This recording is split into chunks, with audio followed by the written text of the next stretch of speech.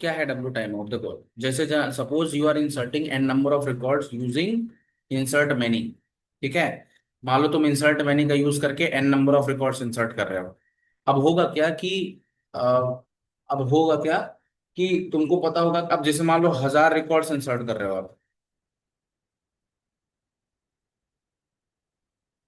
ठीक है,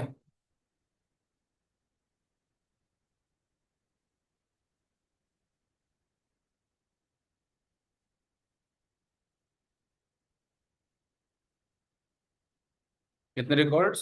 suppose 1000 records, 1000 records are being inserted using insert many. ठीक है, इंसर्ट मैनी का यूज करके आपने जो है 1000 रिकॉर्ड इंसर्ट कर दिए। अब ऐसे इमेजिन करके समझो कि जैसे मान लो हमारे पास एक रिकॉर्ड है, और एक रिकॉर्ड ने मान लो 1 सेकेंड लिया। ठीक है, इमेजिन करो।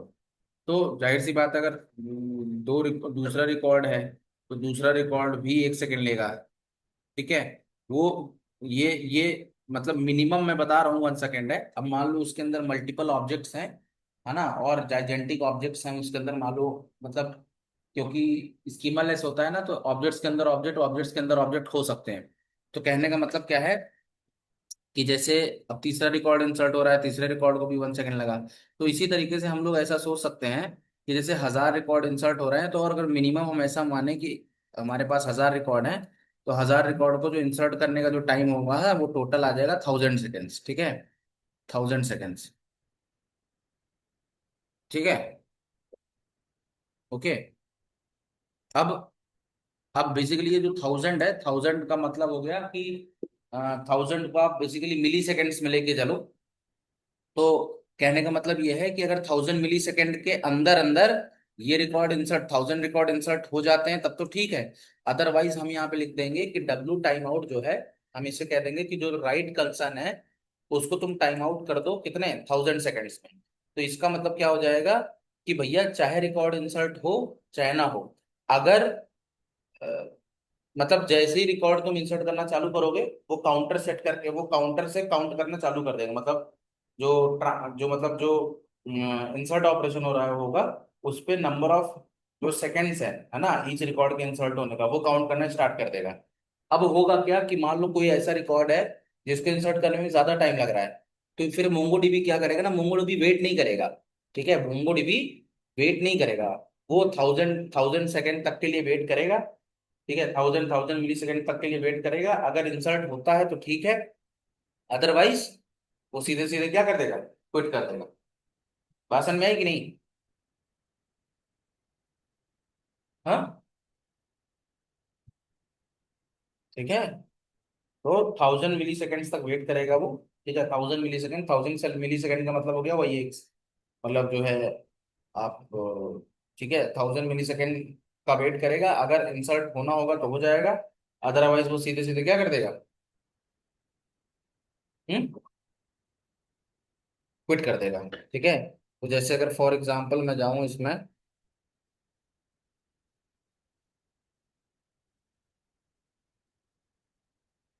तो सबसे पहले सर्वर रन करता हूँ।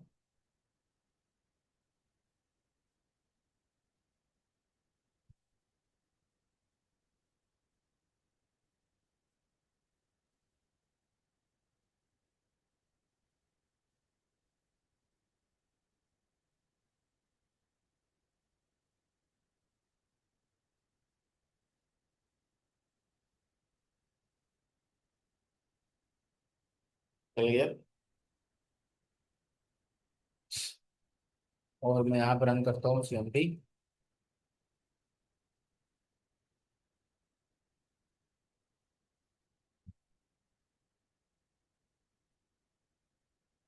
ठीक है, यहाँ चेक करता हूँ शो डेटा बेसिस।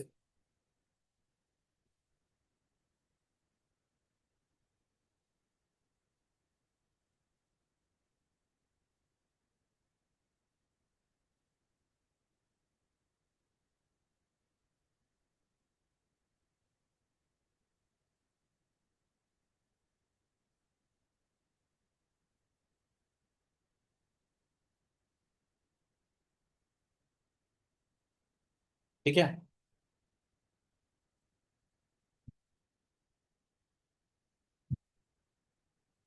तो इसमें कर रहे थे हम लोग, फ्लिपकार्ट पे कर रहे थे क्या?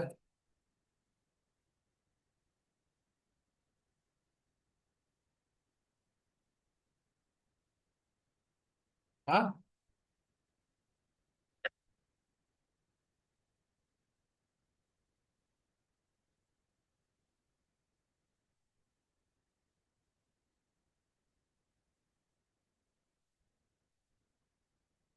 मोबाइल्स प्रोडक्ट्स, हाँ यही लेटेस्ट वाला।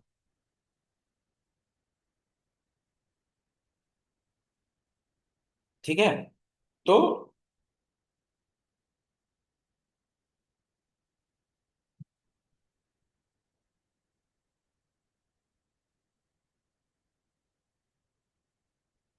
ठीक है, अब डब्लू यहाँ पर क्या क्या था, अगर देखें जरा इसका आउटपुट, तो यहाँ पर क्या था डब्लू। तो एक्नॉलेज, एक्नॉलेज में बोला है ट्रू या फॉल्स। डब्लू का मतलब जनरल, और डब्लू और इसका मतलब है राइट अमाउंट। ठीक है। चलो। ठीक है। तो तुम्हारा ये जो डब्लू टाइम आउट होता है वो क्या बताता है कि कितनी देर जो है, कितनी देर इसको वेट करना है। ठीक है। अगर अगर आ, उतनी देर वेट करने का टाइम, अगर मतलब उतनी देर में ये वेट हो जाता है, मतलब इंसर्ट हो जाता है, तब तो ठीक है। और नहीं होता तो सीधे सीधे क्या, एरर दे देगा। ठीक है। तो देखें, बताओ।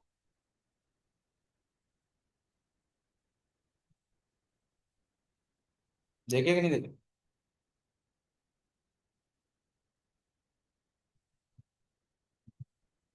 ठीक है। चलो, तो अपन एक काम करते हैं।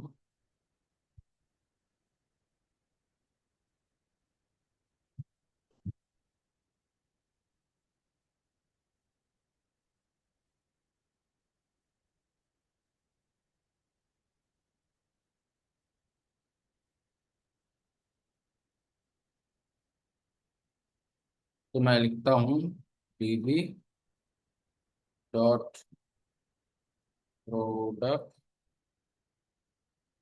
डॉट फाइंड, ये लिखा मैंने। अब मैं इसमें देखने, अब मैं इसी में क्या करता हूँ, एक ऑर्डर्स टेबल बनाता हूँ। ठीक है, ऑर्डर्स।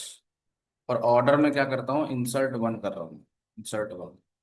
अब इस इंसर्ट वन में मैं क्या करूंगा, मैंने इंसर्ट कर दी मान लो order underscore ID, order ID मान लो 9876 कुछ भी। ठीक है, कोलन, और मैंने लिख दिया status is equal to under processing, something ऐसा कुछ।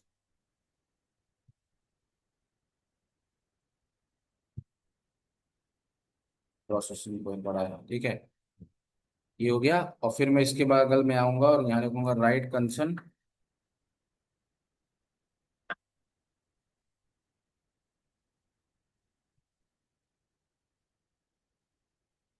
डब्लू कॉलन, यहाँ पर लिखना है मेजॉरिटी। ठीक है, जनरल की वैल्यू मैं ट्रू करना चाहता हूँ। अब ये है important, W time out, right time out.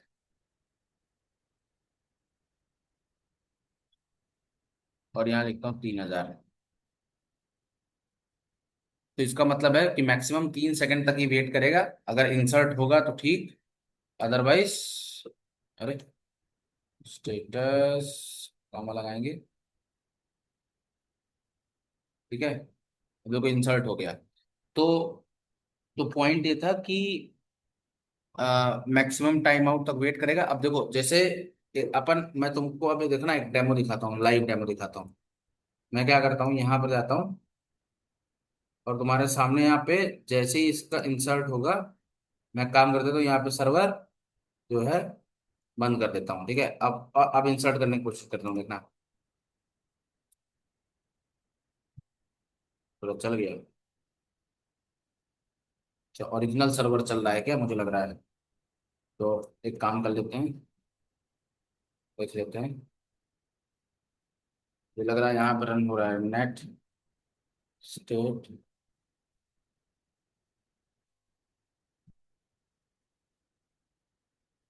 Status MongoDB.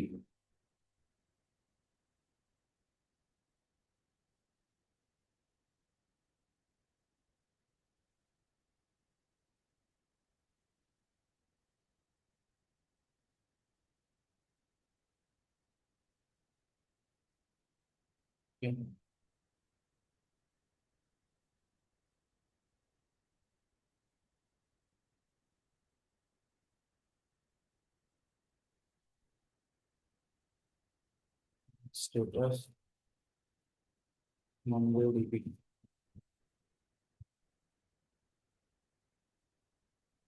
Top start view, start है view, net view Mongo dB.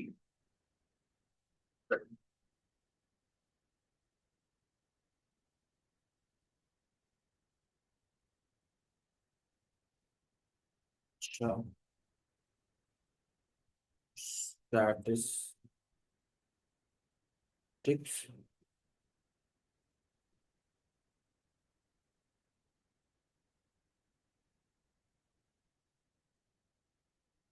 Desktop MongoDB, access denied आ रहा है, ठीक है। तो अपन को इसको जो है एडमिनिस्ट्रेटिव मोड में रन करना पड़ेगा यार।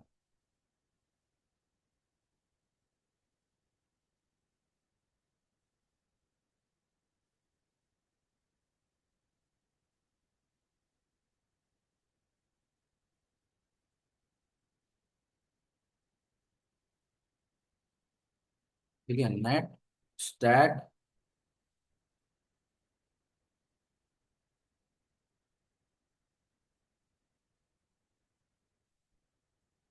देखना,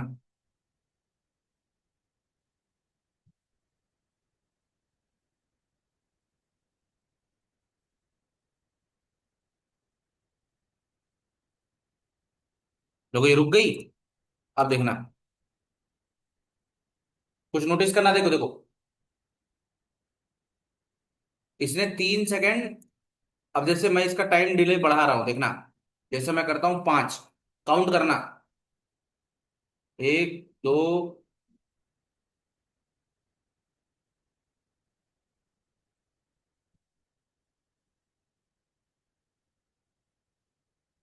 ठीक है, एक कर दोगे।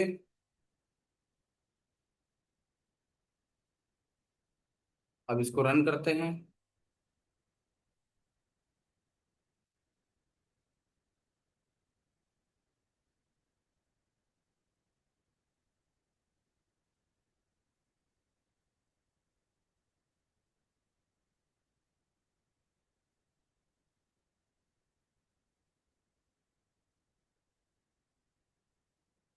ठीक है, तो ये ऐसे काम करता है। ठीक है, तो राइट कंसर्न है, मतलब इतना इंपॉर्टेंट नहीं है, बट उस दिन बचा था तो इसलिए मैंने बता दिया राइट कंसर्न। ठीक है। अब मैं तुम लोगों को स्टार्ट कर रहा हूँ एग्रीगेशन फ्रेमवर्क। तो एग्रीगेशन फ्रेमवर्क, तो देखो एग्रीगेशन बेसिकली फ्रेमवर्क क्या होता है कि जनरली, जैसे ऑलरेडी मेरे पास इसका बना बनाया एक रखा होगा, मैं दिखाता हूँ गिट में।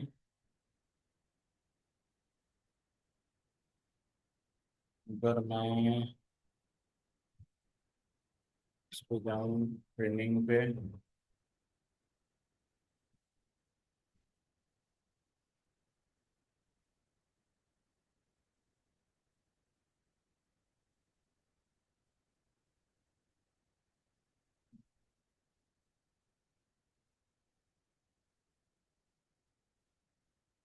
ये इसी को जो है, इसको देगा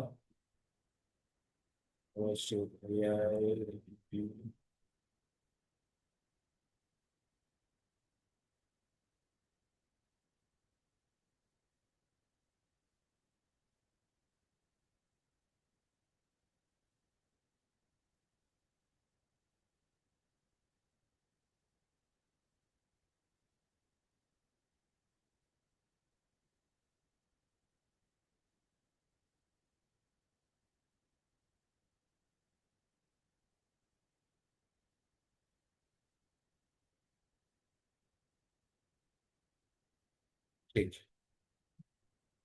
वो तुम लोगों का डेटाबेस है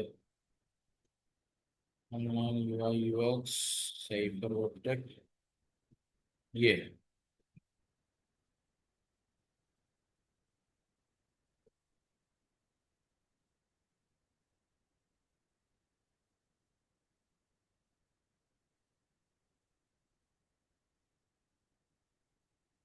देखो,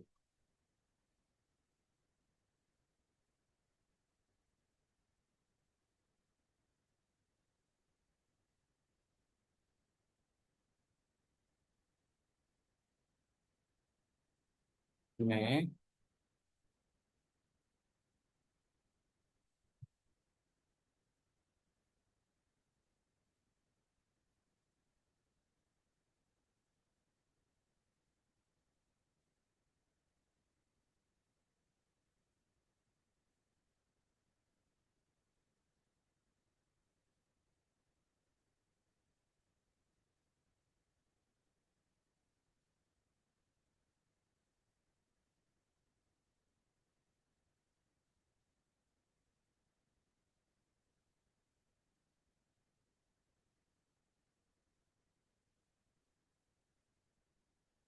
ये एग्रीगेशन फ्रेमवर्क इन,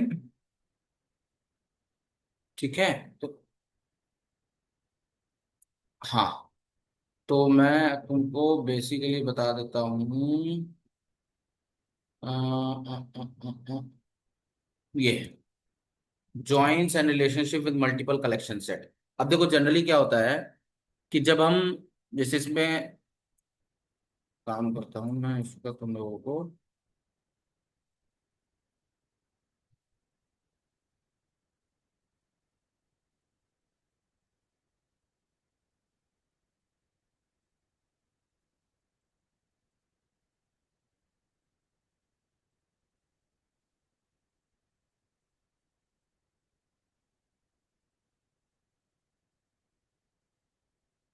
ये ठीक है। तो इसमें ऑलरेडी, ठीक है। तो एग्रीगेशन फ्रेमवर्क में सबसे पहले मैं स्टार्ट कर रहा हूँ जॉइंस एंड रिलेशनशिप, क्योंकि ये बहुत ज्यादा इंटरव्यू में भी पूछा जाता है और यूज भी आएगा, ठीक है। जैसे जनरली अभी तुम क्या कर सकते हो कि जो भी dB dot collection dot find चलाते हो उससे तुम एक ही टाइप का डेटा निकाल सकते हो, मतलब एक ही टेबल से या एक ही कलेक्शन से डेटा निकाल सकते हो। लेकिन मान लो अगर हमको मल्टीपल कलेक्शन से डेटा निकालना है तो कैसे निकाल सकते हैं, तो देखो क्या बोला है, joins and relationship in multiple collection set। तो क्या होता है, the biggest advantage of the RDBMS is the concept of join. हमको पता है कि जो आरडीबीएमएस होता है उसमें जो सबसे बड़ा एडवांटेज होता है वो ज्वाइंस का होता है, ये तो बात पता है, तुम लोग पढ़ भी रखा है दोनों लोगों ने, सब लोगों ने, है कि नहीं। ठीक है। तो it enables us to combine the data from one table and the data from another table. तो हमको पता है कि भाई हम जो है ज्वाइन है, जो भी हमारा लेफ्ट ज्वाइन है, राइट ज्वाइन है, या फुल आउटर ज्वाइन है, जो भी है, सारे के सारे जो ज्वाइंस है, नेचुरल ज्वाइन है, इक्वे ज्वाइन है, तो ये सारे के सारे ज्वाइंस का हम यूज करके क्या कर सकते हैं, ये हमको पता है कि सारे के सारे ज्वाइंस का यूज करके हम लोग क्या कर सकते हैं, मल्टीपल टेबल से एसक्यूएल में डेटा हम लोग निकाल सकते हैं।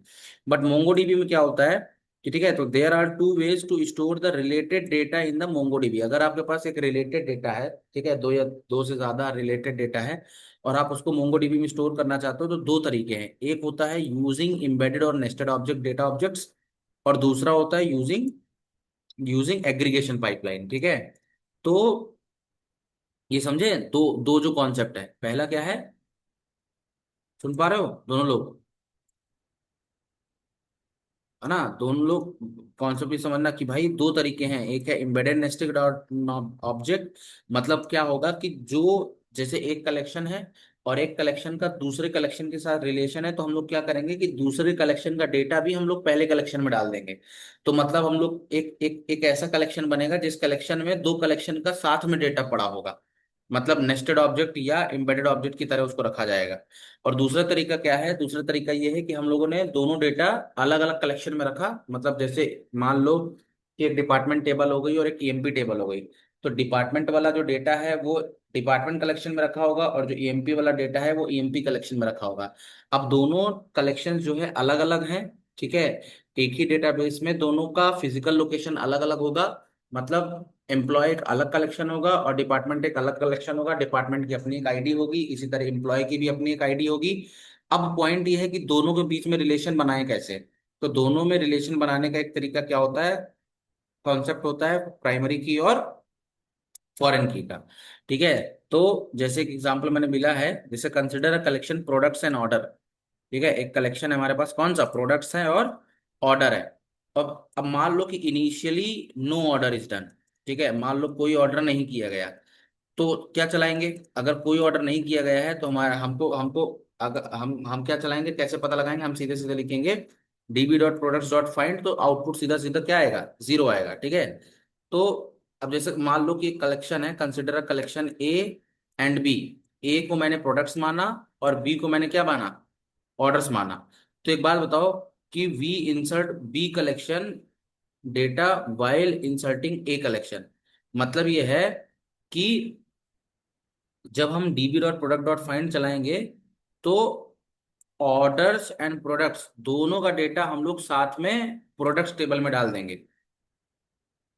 समझ रहे हो। जैसे फॉर एग्जांपल यहाँ पे लिखा है सेलेक्ट स्टार फ्रॉम प्रोडक्ट्स, तो सेलेक्ट स्टार फ्रॉम प्रोडक्ट्स करोगे। ठीक है, और मैं यहाँ पे जैसे एक प्रोडक्ट इंसर्ट करने की कोशिश कर रहा हूँ। ठीक है, तो जैसे मैंने यहाँ लिखा, ये प्रोडक्ट आईडी हो गई, ये प्रोडक्ट का नाम हो गया, ये पी, क्वांटिटी 5 हो गई, एमआरपी 14 हो गया, डिस्काउंट प्राइस 12 हो गया, ब्रांड नेस्ले हो गया और ऑर्डर क्या हो गया, नल।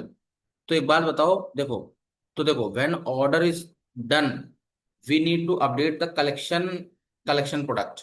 तुम समझने की कोशिश करना मैं क्या करना चाह रहा हूँ।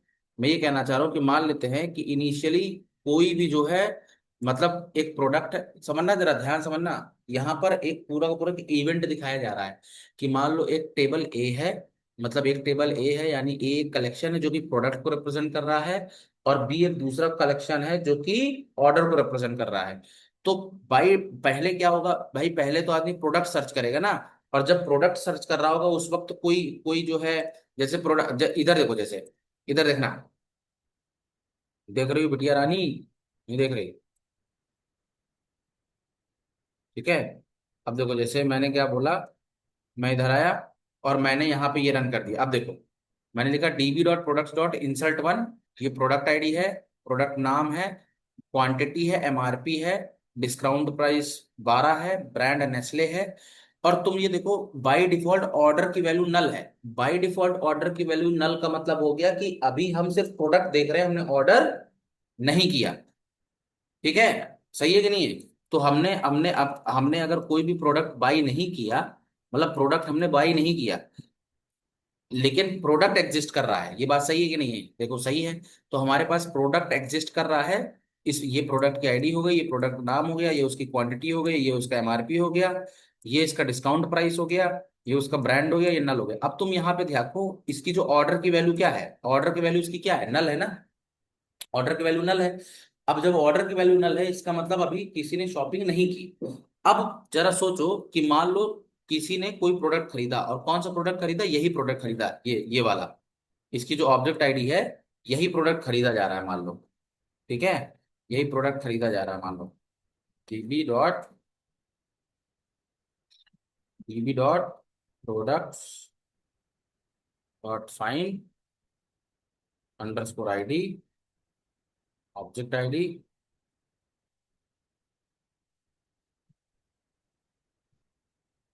ठीक है, क्या हम रिकॉर्ड ढूंढ पा रहे हैं, हाँ, मैं इस रिकॉर्ड की बात कर रहा हूँ। अब मान लो किसी ने भैया ये यूपी खरीदी। ठीक है, जब ये यूपी खरीदेगा तो क्या क्या होना चाहिए, जरा सोच के बताओ। इसका जो क्वांटिटी है वो कम होना चाहिए, मानते हो कि नहीं मानते हो, इसकी जो क्वांटिटी है वो कम हो जानी चाहिए। और साथ ही साथ इस प्रोडक्ट का जो ऑर्डर हुआ है उसकी एंट्री यहाँ पे क्रिएट हो जानी चाहिए। गलत बोल रहा हूँ तो बताओ, सही है, सही है कि नहीं, है ना। तो हमको क्या करना चाहिए,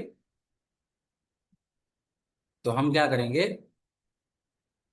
क्वांटिटी मतलब पहली क्वांटिटी कितनी थी, 5 थी। तो अब हमको क्या करना चाहिए कि मान लो किसी ने ऑर्डर खरीदा, जब ऑर्डर खरीदा तो हमको क्या करना पड़ेगा, हमको इसको ना अपडेट करना पड़ेगा, ये प्रॉब्लम मिलेगी तुमको, देखो ये अपडेट करना पड़ेगा। और जैसे ही मैं इसको अपडेट करूंगा, चेंज हुआ। अब देखो पूरा का पूरा रिकॉर्ड कैसा दिखेगा। हिस्ट्री, हिस्ट्री में मैंने ये चलाया।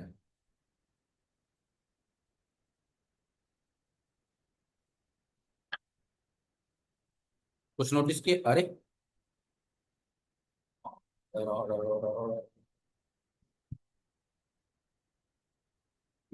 अच्छा, XP EB dot product dot find. ठीक है, ये तो है। लेकिन अगर मैं इस पे जाता हूँ, जैसे कि फाइंड चलाया था, तो फाइंड में मेरे पास जो ऑब्जेक्ट आईडी आ रही थी वो ये आ रही थी। ठीक है, तो मुझे क्या करना होगा, मुझे ये वाली ऑब्जेक्ट आईडी रखनी पड़ेगी। ये ऑब्जेक्ट आईडी रखूंगा और अब मैं चलाऊंगा।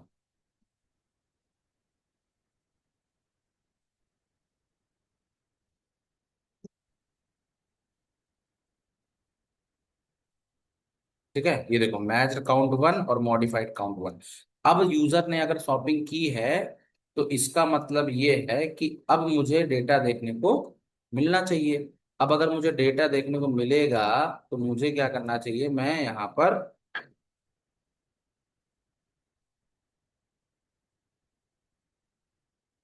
DB dot products dot find, इधर आए, ये लिखा,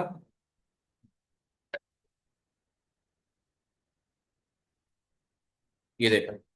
अब जरा देखो, अब वही प्रोडक्ट है, लेकिन उसकी क्वांटिटी कितनी हो गई? अब क्वांटिटी 4 हो गई। और जो ऑर्डर नल था, ठीक है, जो ऑर्डर नल था, वहां पे इसकी ऑर्डर आईडी स्टोर हो चुकी है। समझ में आया कि नहीं आया?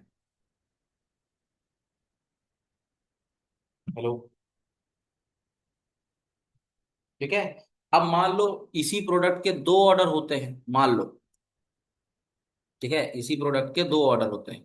ठीक है, सो कंसिडर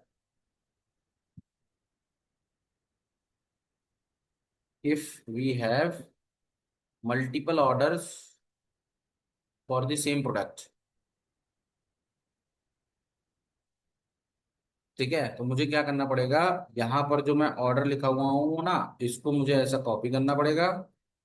ठीक है, फिर यहाँ पे जाना पड़ेगा। ऑर्डर आईडी जो है 52 है, तो 53 हो जाएगी। प्राइस जो है 12 है, टोटल प्राइस डीसी रहेगा, डिलीवरी चार्जेस 8 रुपये जो भी है।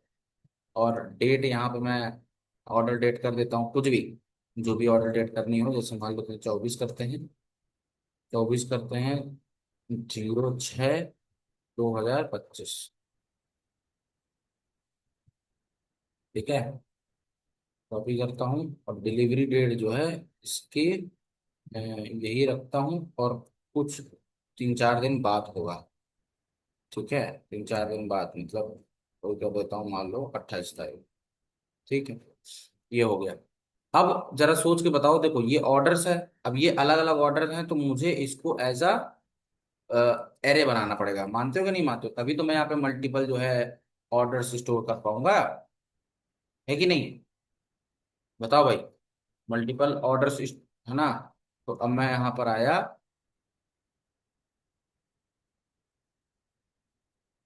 और इस बार रन करता हूँ। बहुत बढ़िया, एरर आ गई, कॉमा नहीं लगा इसलिए।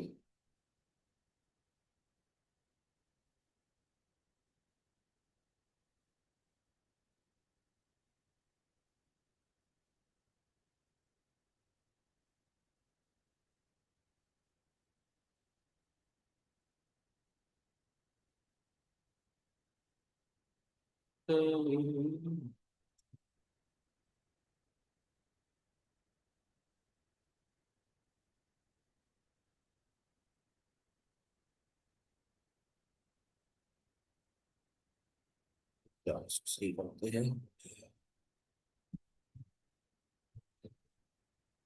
ये वाली ऑब्जेक्ट आईडी उठाएंगे, प्लेस करेंगे, और ये जो ऑर्डर है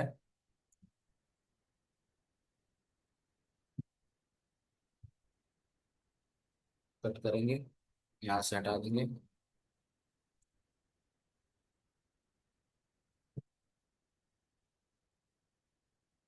ठीक है ना।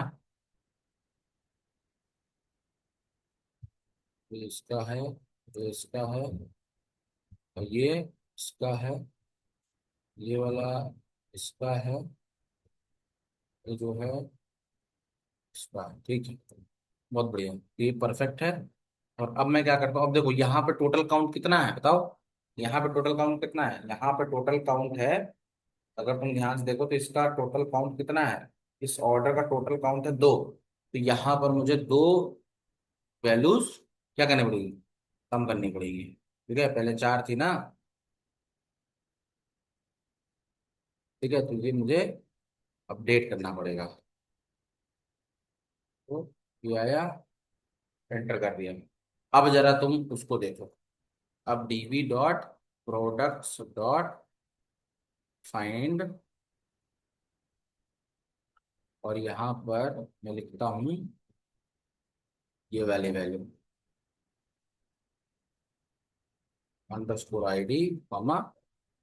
अब बताओ, अब साफ पता चल रहा है कि भैया ये जो मेरे पास, अब ये साफ पता चल रहा है कि मेरे पास जो है, जो क्वांटिटी है वो अब 2 बची हुई है। क्यों 2 बची हुई है, 2 इसलिए बची हुई है क्योंकि जो है, दो दो लोगों ने ऑर्डर कर दिया। समझ में आया भाई साहब।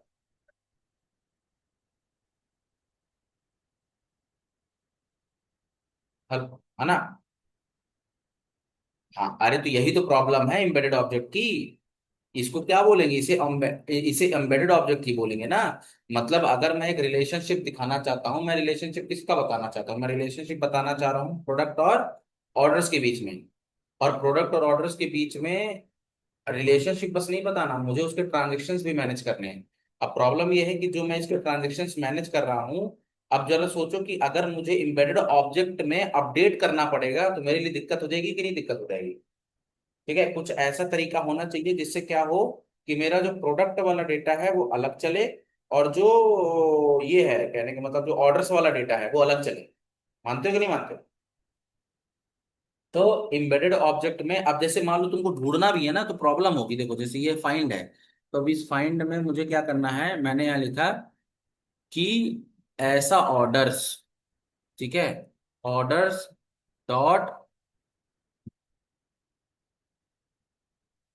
ठीक है ऑर्डर लिखा मैंने, ऑर्डर्स लिख दिया। अब देखो यहाँ पर क्या लिखूंगा। ठीक है, ऑर्डर्स लिखा, और ऑर्डर्स में मैं लिख रहा हूँ यहाँ पर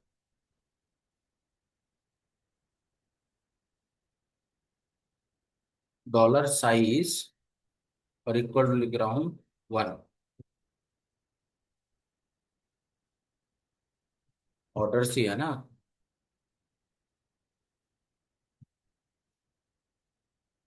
कैपिटल, कैपिटल ऑर्डर।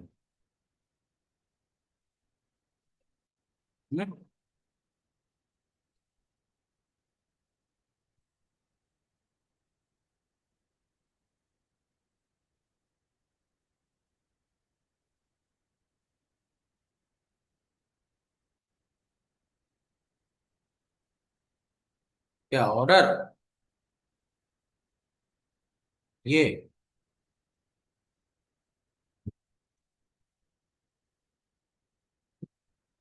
उसमें और छोटा कहाँ से लग रहा था।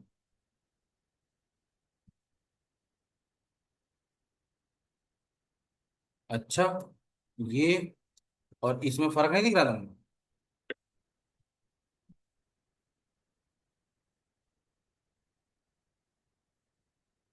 ठीक है, जैसे मैं लिखना चाह रहा हूँ कि जो ऑर्डर है, ऑर्डर डॉट डिलीवरी चार्ज, जैसे मान लो ऐसा लिखते हैं कुछ, order dot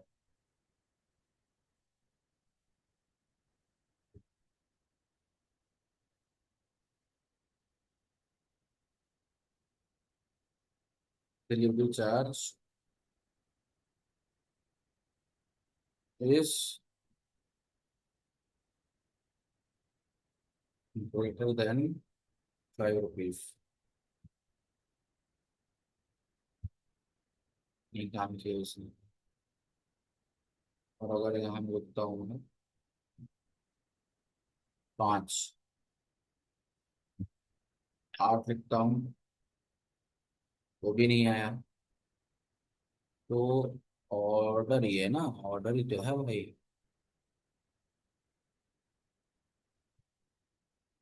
order dot delivery charge, order dot delivery charge, order, अरे यार, order dot delivery charge equal to 8।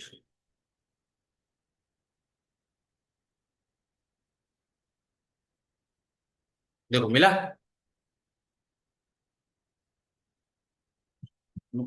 है ना। और ये मिल गया, मतलब बेसिकली पॉइंट ये है कि आप इसमें ऐसे भी कंडीशन लगा सकते हो कि जैसे मैंने लिखा कि जो ऑर्डर है, यहाँ लिखता हूँ ऑर्डर, और ऑर्डर का जो डॉलर साइज है वो 2 है। ये देखो आ गया।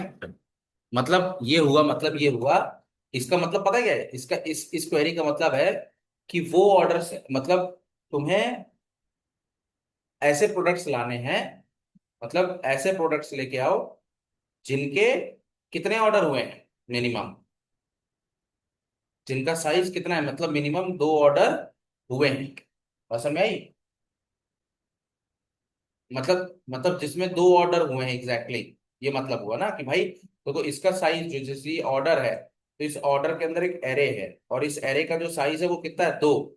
तो यही तो मतलब हुआ कि ऐसे प्रोडक्ट्स ढूंढ के लाओ जिनमें कितने ऑर्डर हुए हैं, 2। हाँ, 2 ही तो है, देखो भाई कितनी ऑर्डर आईडी दिख रही है, 2 ऑर्डर आईडी है ना। तो वही तो लिखा मैंने।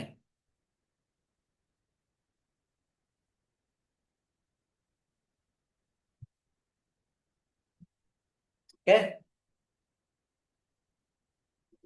तो एम्बेडेड ऑब्जेक्ट में ऐसे सर्चिंग कर सकते हो तुम।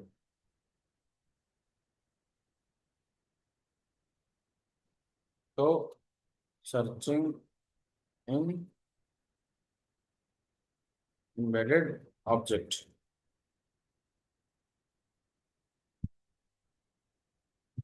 और जैसे तुम्हें ये पता लगाना है, how how many products have been have exactly 2 orders.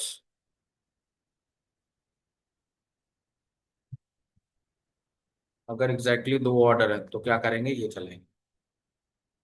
तो इसमें आपको एक बात समझ में आ गई, एक बात तो तुम लोगों को ये समझ में आ गई होगी कि इसमें प्रॉब्लम क्या है। प्रॉब्लम इसमें ये है कि देखो अगर आप तुम ध्यान से देखोगे तो जो तुम्हारा ऑर्डर्स डेटा है वो प्रोडक्ट के अंदर क्या है, एम्बेडेड है। इसीलिए हम इसको बोलते हैं क्या, एम्बेडेड ऑब्जेक्ट। एंड इसके साथ डिसएडवांटेज क्या है, इसके साथ डिसएडवांटेज ये है कि for embedded object we need to update the complete,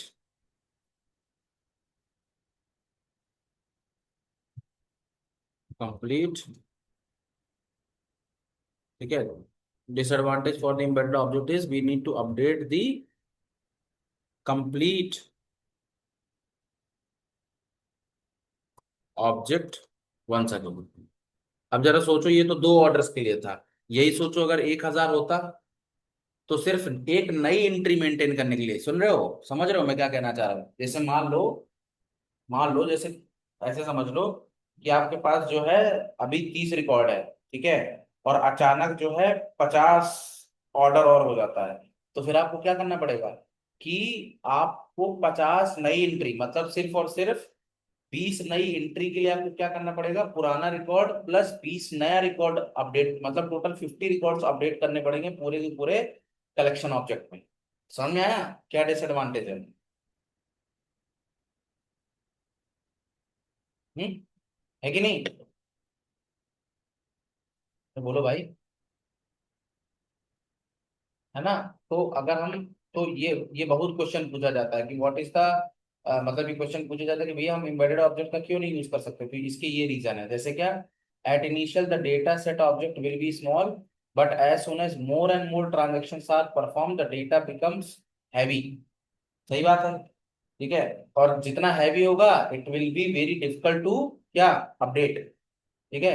सो जैसे we want the data of only products, then orders data will also be selected. सही बात है कि नहीं। देखो हमने सिर्फ, जैसे एग्जांपल के तौर में हमने डीबी डॉट फाइंड चलाया था यहाँ पर, ठीक है। जैसे फॉर एग्जांपल तुम यहाँ पे डीबी डॉट फाइंड चला लो, जैसे अगर डीबी डॉट फाइंड करके सिर्फ तुम ये चलाओगे, सुन पा रहे हो, hello, dB dot products dot find, और मैं यहाँ लिखता हूँ अंडरस्कोर आईडी,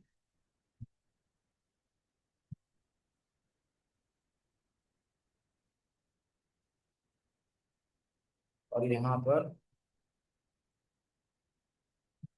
जो ऑब्जेक्ट आईडी है,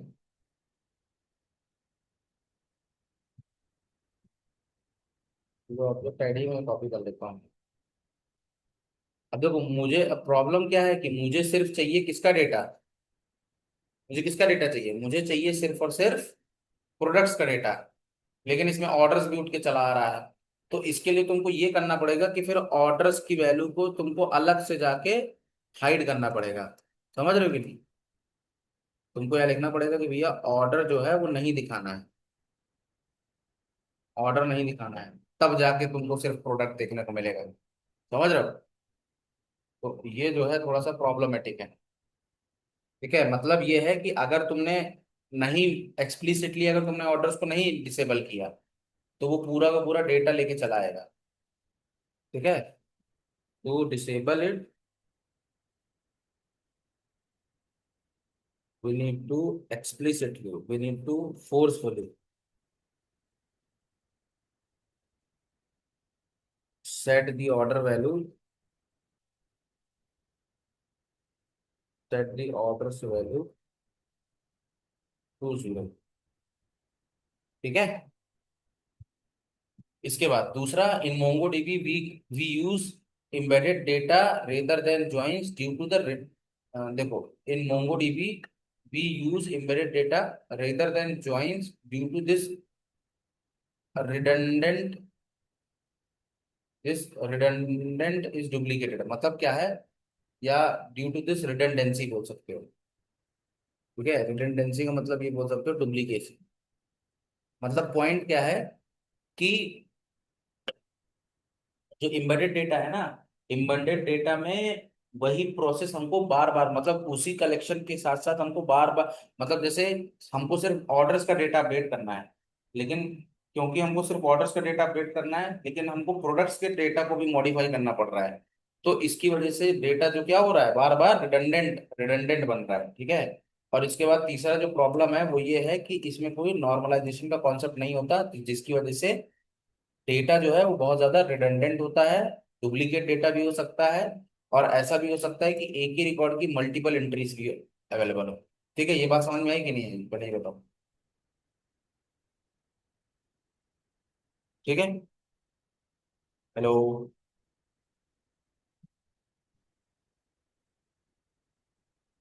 ठीक है। तो अब एक एग्जांपल और कराऊंगा, बट ये अभी नहीं, कल कराता हूँ। ठीक है। आज क्लिक नहीं रखते, वरना तुम ऊपर से उड़ जाएगा। ठीक। तो 20,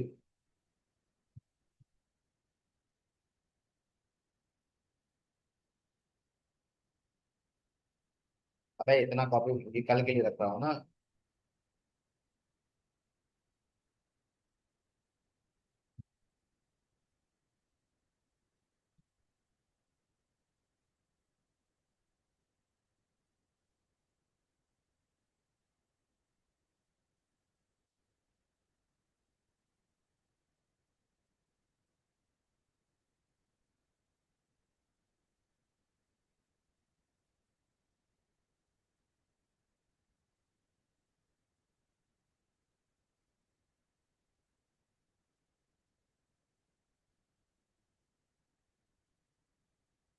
चलो ठीक है, बाय।